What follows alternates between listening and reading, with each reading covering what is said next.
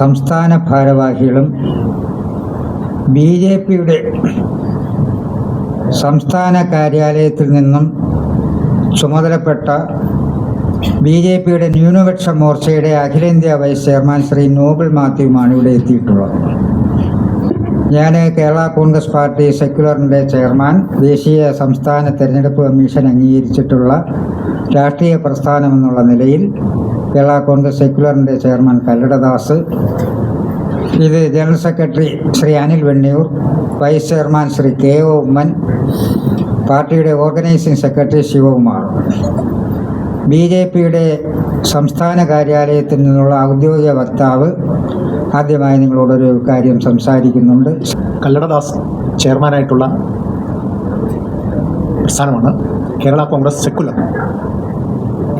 പണ്ട് ബഹുമാനപ്പെട്ട Eappen വർഗീസും TS. John സാറും പി.സി. ജോർജും എല്ലാം കൂടി രൂപീകരിച്ച പ്രസ്ഥാനമാണ്.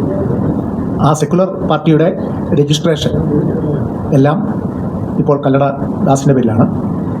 ആ കേരള കോൺഗ്രസ് സെക്യുലറിനെ ഭാരതീയ ജനതാ പാർട്ടി കേരള ഘടകം ദേശീയ ജനാധിപത്യ സഖ്യത്തിൻ്റെ അസോസിയേറ്റ് മെമ്പറായിട്ട് ഇന്ന് തിരഞ്ഞെടുത്തിരിക്കുന്നു. അപ്പോൾ അതിൽ ഔദ്യോഗികമായിട്ട് അത് അറിയിക്കുവാനാണ് ഞാനിപ്പോൾ നിങ്ങളുടെ മുമ്പിൽ നിൽക്കുന്നത്. ദേശീയ ജനാധിപത്യ സഖ്യത്തിൽ പല രാഷ്ട്രീയ കക്ഷികളുണ്ട്. ഏറ്റവും അവസാനമായിട്ട് ഇപ്പോൾ ചേർന്നിരിക്കുന്ന രാഷ്ട്രീയ കക്ഷിയാണ് കേരള കോൺഗ്രസ് സെക്യുലർ. കേരളത്തിലെ അങ്ങോളം ഇങ്ങോളം പ്രധാനപ്പെട്ട സ്ഥലങ്ങളിൽ ശക്തമായ സ്വാധീനങ്ങളും വേരുകളും ഉള്ള പ്രസ്ഥാനമാണ് കേരള കോൺഗ്രസ് സെക്യുലർ. നേമം അസംബ്ലി നിയോജകമണ്ഡലത്തിൽ തന്നെ വലിയ ഒരു ശക്തി കേരള കോൺഗ്രസ് സെക്യുലർ പാർട്ടിയുടെ പ്രവർത്തകരുടെ ആയിട്ടുണ്ട്. എന്ന് മാത്രമല്ല, പല സ്ഥലങ്ങളിലും പണ്ട് കേരള കോൺഗ്രസ്സുകൾ ഉണ്ടായിരുന്ന സ്ഥലങ്ങളിലൊക്കെ ഇപ്പോഴും നിർണായകമായ സ്വാധീനമുള്ള ഈ പ്രസ്ഥാനത്തെ ദേശീയ ജനാധിപത്യ സഖ്യത്തിൻ്റെ അസോസിയേറ്റ് മെമ്പറായിട്ട് തീരുമാനിച്ചിരിക്കുന്നു. ഞാനവരെ ഭാരതീയ ജനതാ പാർട്ടിയുടെ സംസ്ഥാന സമിതി അംഗം എന്നുള്ള നിലയിലും ഭാരതീയ ജനതാ ന്യൂനപക്ഷ മോർച്ചയുടെ ദേശീയ വൈസ് പ്രസിഡന്റ് എന്നുള്ള നിലയിലും ഹാർദമായി മുന്നണിയിലേക്ക് സ്വാഗതം ചെയ്തു. കേരള കോൺഗ്രസ് സെക്യുലർ പാർട്ടി തിരഞ്ഞെടുപ്പുമായി ബന്ധപ്പെട്ടും നിരവധി സമരങ്ങളും മറ്റുമൊക്കെ നടത്തുന്നുണ്ട്. നാളെ കേരളത്തിൻ്റെ കടലോര മേഖല കേന്ദ്രീകരിച്ച് ഒരു തീരദേശ യാത്ര നടത്തുന്നുണ്ട്. തീരദേശ യാത്ര നടത്തുന്നത് നാളെ രാവിലെ 7 മണി മുതലാണ്. നാളെ രാവിലെ 9 മണി തൊട്ട് വൈകുന്നേരം വരെയാണ്. കേരളത്തിൻ്റെ കടലോര മേഖലകളിൽ അഥവാ കായലോര മേഖലകളിൽ ദേശീയ ജനാധിപത്യ സഖ്യത്തെ സഹായിക്കാൻ കേരള കോൺഗ്രസ് പാർട്ടി പോലെയുള്ള ന്യൂനപക്ഷ സമുദായങ്ങളെ പ്രതിനിധീകരിക്കുന്ന ബഹുഭൂരിപക്ഷം വരുന്ന കടലോര മേഖലകളിലേക്ക് കടന്നു കയറുന്നതിന് വേണ്ടിയും അവരുടെ ക്ഷേമ പ്രവർത്തനം വിപുലപ്പെടുത്തുന്നതിനും വേണ്ടിയാണ് കേരള കോൺഗ്രസ് സെക്യുലർ പാർട്ടിയുടെ നേതൃത്വത്തിൽ, കേരള മത്സ്യത്തൊഴിലാളി കോൺഗ്രസ് സെക്യുലറിന്റെ നേതൃത്വത്തിൽ വികസന ജാഥ നടത്തുന്നത്. ദേശീയ ഗവൺമെന്റ് കേരളത്തിന്റെ കടലോര മേഖലകളിൽ നടപ്പാക്കുന്ന ക്ഷേമ പ്രവർത്തനങ്ങൾ അവരിലേക്ക് എത്തിക്കുന്നതിന് അറിയിക്കുന്നതിന് ശ്രീ ഈസ്റ്റർ ദുഃഖ വെള്ളിയാഴ്ച ശ്രീ കിരൺ റിജ്ജു വിളിച്ച മീറ്റിംഗിൽ പങ്കെടുക്കാനുണ്ടായ ഒരു വ്യക്തി ഞാനായിരുന്നു. അതിൽ അദ്ദേഹം പറഞ്ഞ ഒരു കാര്യം, നമ്മുടെ മാധ്യമങ്ങൾക്ക് റിപ്പോർട്ട് ചെയ്യുന്നവർക്കൊക്കെ ചില അജണ്ടകളുണ്ട്, ചില കാര്യങ്ങളൊക്കെ പെട്ടെന്ന് തമസ്കരിച്ചു പോകും. ആ കാര്യം ഞാൻ ഒന്നുകൂടെ ഓർമ്മിക്കാൻ പറയാം. അദ്ദേഹത്തിൻ്റെ റിക്വസ്റ്റ് കൂടെയാണ്. അദ്ദേഹം മന്ത്രി എന്നുള്ള കപ്പാസിറ്റിയിൽ കഴിഞ്ഞ 5 വർഷത്തിനിടയ്ക്ക് 3 പ്രാവശ്യം ഒഫീഷ്യൽ വിസിറ്റ് കേരളത്തിൽ നടത്തുകയും 3 പ്രാവശ്യവും കേരളത്തിലെ ചീഫ് മിനിസ്റ്ററോട് ആവശ്യപ്പെട്ടത് മൈനോറിറ്റി ഡെവലപ്മെന്റിന് വേണ്ടിയിട്ട് കെട്ടിക്കിടക്കുന്ന ആയിരക്കണക്കിന് കോടി രൂപ ചെലവഴിക്കാൻ പറ്റുന്നില്ല, നിങ്ങൾ അതിനെനിക്കൊരു പ്രൊജക്റ്റ് തരൂ. 3 വിസിറ്റിലും അദ്ദേഹം ബഹുമാനപ്പെട്ട കേരള മുഖ്യമന്ത്രിയെ കണ്ട് ആവശ്യപ്പെട്ടിട്ട് ഇന്ന് വരെ ഒരു പൈസയുടെ ഒരു പ്രൊജക്റ്റ് പോലും മന്ത്രിയുടെ അടുത്തെത്തിയിട്ടില്ല. അതുകൊണ്ട് അന്ന് വന്ന സഭാ നേതാക്കന്മാരോട്, മേലധ്യക്ഷന്മാരോട് അദ്ദേഹം പറഞ്ഞത്, നിങ്ങൾ സർക്കാരിനെ വിടൂ, നിങ്ങൾക്ക് നിങ്ങളുടെ സമുദായത്തിലെ ആൾക്കാരുടെയും കുട്ടികളുടെയും വിദ്യാഭ്യാസത്തിനും വെൽഫെയറിനും വേണ്ടിയിട്ടുള്ള പ്രൊജക്റ്റുകൾ തയ്യാറാക്കൂ, നിങ്ങൾ നേരിട്ട് എന്നെ വന്ന് കാണൂ, ഞാനത് പാസ്സാക്കി തരാമെന്നാണ് പറഞ്ഞത്. അപ്പോൾ കേന്ദ്രത്തിൽ നിന്ന് ഫണ്ട് കിട്ടുന്നില്ല എന്ന് പറയുന്നതിൻ്റെ കാരണം അദ്ദേഹം വളരെ ഓപ്പണായിട്ട് പറഞ്ഞു, ഇവിടുന്ന് പ്രൊജക്റ്റ് കൊടുക്കുന്നില്ല, ഫണ്ട് അനുവദിച്ച് കഴിഞ്ഞാൽ യൂട്ടിലൈസേഷൻ സർട്ടിഫിക്കറ്റ് കൊടുക്കുന്നില്ല. ഇങ്ങനെ ഒരു ദയനീയ അവസ്ഥയിൽ സംസ്ഥാനത്തെ കൊണ്ടെത്തിക്കുകയും സംസ്ഥാനത്തിലെ ജനങ്ങളെ തെറ്റായ രീതിയിൽ കേന്ദ്ര ഗവൺമെന്റിനെതിരായിട്ട് തിരിച്ചുവിടുകയും പ്രേരിപ്പിക്കുകയും ചില അജണ്ടകൾ നടപ്പിലാക്കുകയും ചെയ്യുന്ന ഒരു രീതിയാണ് കഴിഞ്ഞ 10 വർഷമായിട്ട് നടന്നു വരുന്നത്. ഇതിനൊരു അറുതി ഉണ്ടാക്കണം എന്ന് പറഞ്ഞിട്ടാണ് അദ്ദേഹം ഇവിടുന്ന് എല്ലാ സഭാ മേലധ്യക്ഷന്മാരെയും പറഞ്ഞത്. പിന്നെ അന്നത്തെ മീറ്റിംഗിൽ ശ്രീ പ്രകാശ് ജാവദേക്കർ പറഞ്ഞ ഒരു കാര്യമുണ്ട്, ക്രൈസ്തവ മത മേലധ്യക്ഷന്മാരെ ഈ കാര്യം പറഞ്ഞ് കേരളത്തിൽ ഇറക്കുന്നതിന്റെ പിറകെ പോപ്പുലർ ഫ്രണ്ട് ഓഫ് ഇന്ത്യയുടെ അജണ്ടയാണ്. അവരാണ് ഈ പൈസ വാങ്ങിച്ചതും കൊള്ള നടത്തിയതും രാഷ്ട്രവിരുദ്ധ പ്രവർത്തനങ്ങൾ നടത്തിയതും. അതിനകത്ത് കോംപ്രമൈസ് ചെയ്യാൻ BJPക്കോ NDA സർക്കാരിനോ യാതൊരു താല്പര്യമില്ല. അതാരും പ്രതീക്ഷിക്കുകയും വേണ്ട. ന്യായമായിട്ട് ഒരാളുടെയും ചർച്ചിനോ അല്ലെങ്കിൽ ഒരു ചാരിറ്റി സ്ഥാപനത്തിനോ ഷട്ടർ ഇടാൻ ഉദ്ദേശിച്ചിട്ടുള്ളതല്ല ഇത്. ഈ FCRA നിയമം ഇല്ലെങ്കിലും മണി ലോണ്ടറിംഗ് ആക്ടിലെ വ്യവസ്ഥകൾ പ്രകാരമാണ് പോപ്പുലർ ഫ്രണ്ടിനെ നിരോധിച്ചതും അവരുടെ വസ്തുവകകൾ കണ്ടുകെട്ടിയതും. അത് ഇനിയും തുടർന്ന് തന്നെ പോകും. വിദേശ ഫണ്ട് ഉപയോഗിച്ചിട്ട് ആർക്കെങ്കിലും രാഷ്ട്രവിരുദ്ധ പ്രവർത്തനങ്ങൾ നടത്താം എന്നുള്ള ഒരു പ്രതീക്ഷയാണെങ്കിൽ അത് വേണ്ട. ആ കാലം അവസാനിച്ചിരിക്കുന്നു എന്ന് പറഞ്ഞു. അദ്ദേഹം പിന്നെ ഒരു കാര്യം കൂടെ പറഞ്ഞു. ഈ ഇന്ത്യയുടെ ഇത്രയും കാലത്തെ ഇന്ത്യ ഇത്രയും കാലം ഭരിച്ചപ്പോഴത്തേക്ക് മൈനോറിറ്റി മിനിസ്ട്രി രൂപീകരിച്ചത് മുതൽ അത് ഒരു സമുദായത്തിന് മാത്രം മാറ്റി വെച്ചൊക്കെയായിരുന്നു. അത് മാറ്റി ഒരു ബുദ്ധമത വിശ്വാസിയായ അദ്ദേഹം വരുന്നത് ഒരു വലിയ ചേഞ്ചാണ് ഉണ്ടാക്കിയത്. എല്ലാവരോടൊപ്പം എല്ലാവരുടെയും വികസനത്തിനെന്നുള്ള മോദിജിയുടെ മുദ്രാവാക്യത്തിൽ കേരളത്തിലെയും ഇന്ത്യയിലെയും എല്ലാ ന്യൂനപക്ഷങ്ങളും ഉണ്ട് എന്നുള്ള ഒരു ഉറപ്പ് നൽകിയിട്ടാണ് അദ്ദേഹം പോയത്. നന്ദി, നമസ്കാരം.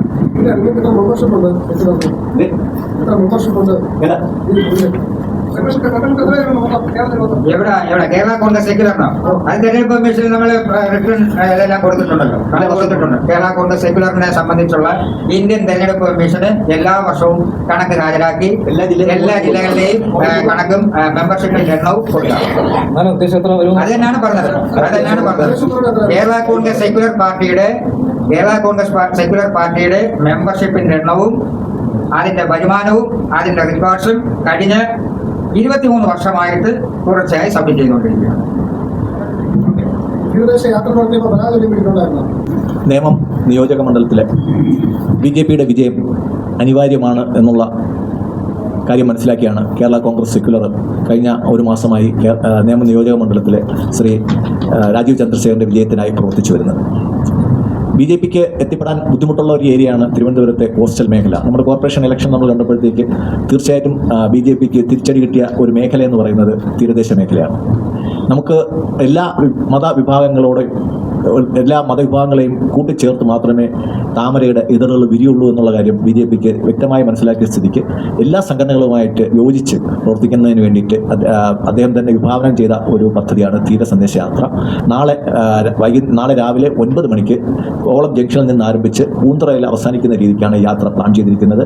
നമ്മുടെ വെള്ളാർ വാർഡ് കൗൺസിലർ ശ്രീമതി സത്യവതിയാണ് അത് ഉദ്ഘാടനം ചെയ്യുന്നത്. BJP സംസ്ഥാന സമിതി അംഗം ശ്രീ പാച്ചല്ലൂർ B. അശോകൻ ഉദ്ഘാടനം ചെയ്യുന്നുണ്ട്. ജാഥ ഫ്ലാഗ് ഓഫ് ചെയ്യുന്നത് പാച്ചല്ലൂർ ഗോപകുമാറാണ്. അദ്ദേഹം തിരുവല്ലം വാർഡ് കൗൺസിലറാണ്. ശ്രീ കല്ലടദാസ് നയിക്കുന്ന യാത്ര രാവിലെ 9 മണിക്ക് ഫ്ലാഗ് ഓഫ് ചെയ്യും. കേരള കോൺഗ്രസിന്റെ അടിസ്ഥാന പ്രമാണം 1964 ഒക്ടോബർ 9 രൂപം കൊണ്ട രാഷ്ട്രീയ പ്രസ്ഥാനം എന്നുള്ള നിലയിൽ വളരെയധികം പിളർപ്പുകളും ഉപജാപകങ്ങളും ഒക്കെ ഉണ്ടായ ഒരു രാഷ്ട്രീയ പ്രസ്ഥാനമാണ്. 2003 കേരള കോൺഗ്രസ് പാർട്ടിയിൽ ഡിവിഷൻ ഉണ്ടാകുന്ന സമയത്ത് അന്ന് പാർട്ടിയുടെ ചെയർമാനായിരുന്നു ശ്രീ ഈപ്പൻ വർഗീസ് XML. ഇവിടെ മുൻ നിയമസഭാ സ്പീക്കറായിരുന്ന ശ്രീ TS ജോൺ ഭക്ഷ്യമന്ത്രിയുമായി. അപ്പോൾ 2003 കേരള കോൺഗ്രസ് ജെ ഡിവിഷനാകുകയും ആ തെരഞ്ഞെടുപ്പ് കമ്മീഷന്റെ അഭ്യർത്ഥന പ്രകാരം ഒരാൾ കേരള കോൺഗ്രസ് ജെ എന്നും ഒരു വിഭാഗം ശ്രീപ്പൻ വർഗീസ് ചെയർമാനായിട്ടുള്ള വിഭാഗം കേരള കോൺഗ്രസ് സെക്യുലർ എന്ന നാമധേയത്തിലും അറിയപ്പെടാൻ തുടങ്ങി. വളരെയധികം വാദപ്രതിവാദ കോലാഹലങ്ങൾ കേരള കോൺഗ്രസ് പാർട്ടിയിൽ എല്ലായ്പ്പോഴും ഉണ്ടായിട്ടുണ്ടെങ്കിലും പാർട്ടിയുടെ രൂപീകരണ കാലഘട്ടം മുതൽ പറഞ്ഞ അടിസ്ഥാനപരമായിട്ടുള്ള മുദ്രാവാക്യങ്ങൾ നിലനിർത്തിക്കൊണ്ടാണ് കേരള കോൺഗ്രസ് പാർട്ടി മുന്നോട്ട് പോകുന്നത്.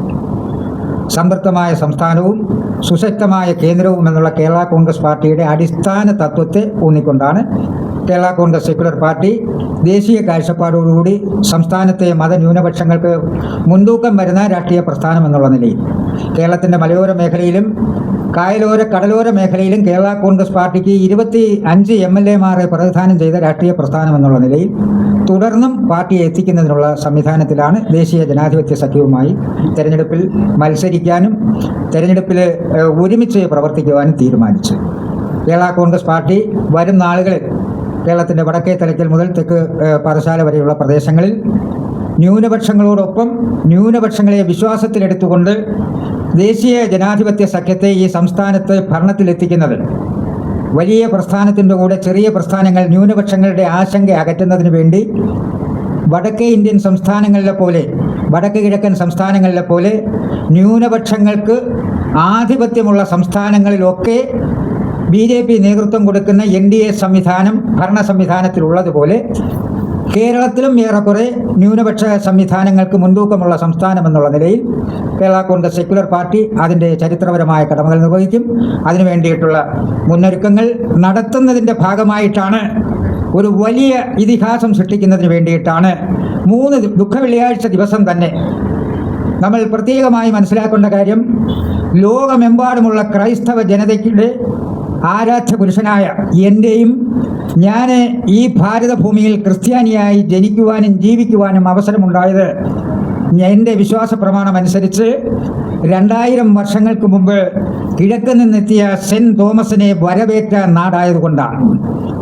ആ നാട്ടിൽ സാമുദായിക സൗഹാർദ്ദം നിലനിർത്തുന്നതിന് വേണ്ടിയിട്ട് ഭാരതത്തിൻ്റെ പാർലമെൻ്ററി കാര്യമന്ത്രി ശ്രീ കിരൺ റിജ്ജു അവർ എല്ലാ ആശങ്കകളും അകറ്റുന്നതിന് വേണ്ടിയിട്ടാണ് FCRA നിയമത്തിൻ്റെ എന്താണ് ഈ സംസ്ഥാനത്തെ ന്യൂനപക്ഷ വിഭാഗങ്ങൾക്ക് പറയാനുള്ളത് എന്നറിയുന്നതിന് വേണ്ടി ദുഃഖവെള്ളിയാഴ്ച ദിവസം തന്നെ ഞങ്ങൾ പീഡാനുഭവത്തിൽ പങ്കെടുത്ത് യാത്ര കഴിഞ്ഞ് വന്ന് ചർച്ചയിൽ പങ്കെടുത്തു.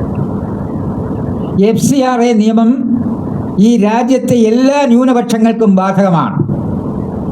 ഞാൻ കാത്തലിക് ബിഷപ്പ് കൗൺസിൽ ഓഫ് ഇന്ത്യയുടെ കീഴിലുള്ള ദേശീയ തലത്തിൽ വേഗം നിങ്ങൾക്ക് മനസ്സിലാകാൻ വേണ്ടി പറഞ്ഞാൽ, ആഗോള കത്തോലിക്ക സഭയുടെ പോപ്പിന് കീഴിലുള്ള കാത്തലിക് ബിഷപ്പ് കൗൺസിൽ ഓഫ് ഇന്ത്യയുടെ കീഴിലുള്ള ആൾ ഇന്ത്യ കാത്തലിക് യൂണിയൻ്റെ സംസ്ഥാന മീഡിയ ചെയർമാൻ കൂടിയാണ് കല്ലടദാസ്. അതുകൊണ്ടാണ് ഔദ്യോഗികമായി ഞങ്ങളെയും ക്ഷണിച്ചത് നമ്മുടെ ന്യൂനപക്ഷകാര്യ മന്ത്രി. FCRAയിൽ ഒരു മനുഷ്യർക്കും ഭയാശങ്കകളുടെ ആവശ്യമില്ല. ഒരു ജനാധിപത്യ സംവിധാനത്തിൽ, ഒരു ജനാധിപത്യ രാഷ്ട്രത്തിൽ വിദേശത്ത് നിന്നും സംഭാവന സ്വീകരിച്ചാൽ ആ പണം എങ്ങനെ കൈകാര്യം ചെയ്തു, ആർക്ക് കൊടുത്തു എന്നുള്ള കണക്ക് ബോധ്യപ്പെടുത്തണം. അന്ന് ന്യൂനപക്ഷ സമുദായങ്ങളുടെ ചില പ്രതിനിധികൾ, അവർ ന്യൂനപക്ഷ സമുദായത്തിൻ്റെ പ്രതിനിധികൾ ആണ് എന്ന് അവർ പറയുന്നവർ, സാൽവേഷൻ ആർമി ഉൾപ്പെടെയുള്ളവർ, അവർ ക്രൈസ്തവർ ആണെന്ന് അവർ ഉത്ബോധിപ്പിക്കുന്ന കാലത്തോളം പെന്തക്കോസ്തിൻ്റെ ചില വിഭാഗങ്ങളും ഇതിനെതിരെ ആശങ്ക പ്രകടിപ്പിച്ചു. ഈ ആശങ്ക പ്രകടിപ്പിച്ചവർ തന്നെ അന്ന് പറഞ്ഞത്, ഞങ്ങളുടെ അക്കൗണ്ട് റദ്ദ് ചെയ്തത് കണക്ക് സമയത്ത് കൊടുക്കാൻ ഇതുകൊണ്ടെന്നാണ്. ഇത് മുസ്ലിം കമ്മ്യൂണിറ്റിക്ക് ബാധകമാണല്ലോ. എന്തേ അവർ മിണ്ടാത്തത്? നിയമാനുസൃതം പ്രവർത്തിക്കുന്നവരാരും മിണ്ടേണ്ട കാര്യമില്ല. ജനസംഘം അഥവാ ഭാരതീയ ജനതാ പാർട്ടിയുടെ RSS, സേവാഭാരതി, ബുദ്ധമതക്കാരുടെ സംഘങ്ങൾ, മാതാമൃതാനന്ദമയുടെ സംഘങ്ങൾ, മുസ്ലിം സംഘടനകൾ, മുസ്ലിം ചാരിറ്റി ഓർഗനൈസേഷൻസ്, MES, ഇവരാരും ബഹളം വയ്ക്കുന്നില്ലല്ലോ. എന്തേ അതിനവർ മറുപടി പറയാത്തത്? ക്രൈസ്തവ സഭയിലെ വളരെ പിന്നോക്കം നിൽക്കുന്ന ജനവിഭാഗങ്ങളെ സഹായിക്കാനായി വിദേശത്തുള്ള സമ്പന്നരായ സാമൂഹ്യ പ്രവർത്തകന്മാർ ഭാരതത്തിലേക്ക് പണം അയക്കുന്നുണ്ട്. അതുകൊണ്ടാണല്ലോ 22,000 കോടി അതിനകത്ത് വരുന്നത്. ഈ പാവങ്ങൾക്കാണ് അത് ലഭിക്കേണ്ടുന്നത്. അതിൻ്റെ അഡ്മിനിസ്ട്രേറ്ററായ ആത്മീയ പിതാവായ മെത്രാനുമായി ബന്ധപ്പെട്ട, ബിഷപ്പുമായി ബന്ധപ്പെട്ട കുടുംബാംഗങ്ങൾക്കോ വിതരണം ചെയ്യുവാനല്ല. ഏതൊരു സമൂഹത്തിലും നമുക്കൊരു കാര്യം അറിയാം, നമ്മളൊരു പ്രോജക്റ്റ് തുടങ്ങിയാൽ 50% പണം ചെലവഴിക്കണോ പ്രോജക്റ്റ് ഇംപ്ലിമെൻ്റ് ചെയ്യാൻ? 1000 രൂപ ചാരിറ്റിക്ക് വിദേശത്ത് നിന്ന് പണം തന്നാൽ 500 രൂപ എനിക്ക് ചെലവഴിക്കണോ? 1000 രൂപ ചെലവഴിക്കാൻ വേണ്ടി കണക്കില്ലാതെ ചെലവഴിക്കണോ? അതിന് നിയന്ത്രണം വേണ്ടേ? അതിന് 20% ഒന്ന് പറയണ്ടേ? അതിന് നിശ്ചയിക്കണ്ടേ? ബാർഗിങ് വേണ്ടേ? എവിടെയാണ് കണക്കിൽ പെശക് വന്നിരിക്കുന്നത്? ഒരു പെശകുമില്ല. ഇന്ത്യയിലെ ഒരു സംസ്ഥാനത്തെയും സാധാരണക്കാരായ ന്യൂനപക്ഷങ്ങൾക്ക് ഒരു സംശയവുമില്ല. ന്യൂനപക്ഷ സമുദായത്തിൻ്റെ ആത്മീയ നേതൃത്വത്തിൽ വരുന്ന ചില വ്യക്തികൾക്ക് ചാരിറ്റിയുടെ പേരിൽ വന്ന് പണമെടുത്ത് ലക്ഷക്കണക്കിന് രൂപയ്ക്ക് ലക്ഷക്കണക്കിന് ഏക്കർ റബ്ബർ എസ്റ്റേറ്റ് വാങ്ങിക്കാൻ ഇനി മുതൽ സാധ്യമല്ല. ആ പേരെടുത്ത് പറയുന്നതുകൊണ്ട് എന്താ കാര്യം? ഒരു പേർക്കണ്ടേയും കാര്യമില്ല. ബിലീവേഴ്സ് ചർച്ചകാരൻ ഈ സമൂഹത്തിന് അവമതിപ്പുണ്ടാക്കിയില്ലേ? ക്രൈസ്തവ സമൂഹത്തിനാകെ അവമതിപ്പുണ്ടാക്കിയില്ലേ? അവരിതിനെ എതിർക്കും.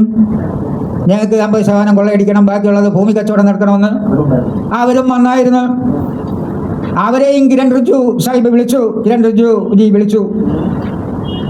അവരും പറയുന്നത് കണക്ക് സമയത്ത് കൊടുക്കാനൊത്തില്ല എന്നുള്ളതാണ്. അതുകൊണ്ടാണ് പറഞ്ഞത്, കേരള കോൺഗ്രസ് പാർട്ടി എന്തിനു വേണ്ടി ഈ സംസ്ഥാനത്ത് രൂപീകൃതമായോ ആ കേരള കോൺഗ്രസ് പാർട്ടി വിഭാവന ചെയ്യുന്ന ജനവിഭാഗത്തിൻ്റെ താല്പര്യങ്ങൾ സംരക്ഷിക്കുന്നതിനു കൂടിയാണ് ദേശീയ ജനാധിപത്യ സഖ്യത്തിൽ വളരെയധികം നിറഞ്ഞ മനസ്സോടെയും തികഞ്ഞ ചാരിതാർത്ഥ്യത്തോടെയും പ്രവർത്തിക്കാൻ കേരള കോൺഗ്രസ് പാർട്ടി തീരുമാനിച്ചിരിക്കുന്നത്. ആ വിവരം എല്ലാവരെയും സന്തോഷപൂർവ്വം അറിയിക്കുന്നു.